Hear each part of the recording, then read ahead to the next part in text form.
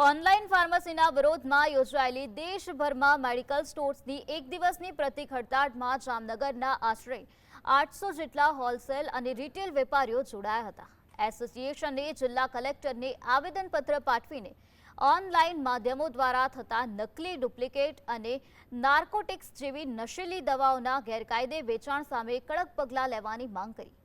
તેમજ વર્ષ 2018 અને 2020માં ઓનલાઈન ફાર્મસીને રાહત આપતા સરકારી નોટિફિકેશન સત્વરે પરત ખેંચવા અને ડોક્ટરના પ્રિસ્ક્રિપ્શન વગર દવાઓનું વેચાણ અટકાવવા ભારપૂર્વક રજૂઆત કરી.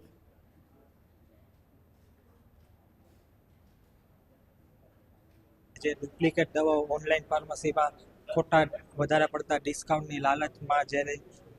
કંપનીઓવાળા વેચે છે એમના લીધે પબ્લિકને પણ દવાઓના ડુપ્લિકેટ થવાથી સ્વાસ્થ્યમાં ઘણું બધું નુકસાન જાય છે. એટલે અમારી સરકારશ્રીની માંગણી છે કે તમે આ જે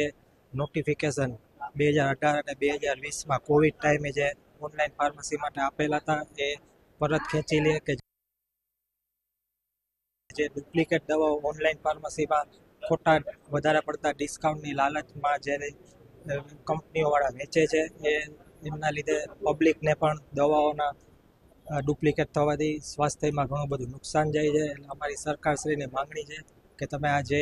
નોટિફિકેશન 2018 અને 2020માં કોવિડ ટાઈમે જે ઓનલાઈન ફાર્મસી માટે આપેલા હતા એ પરત ખેંચી લે કે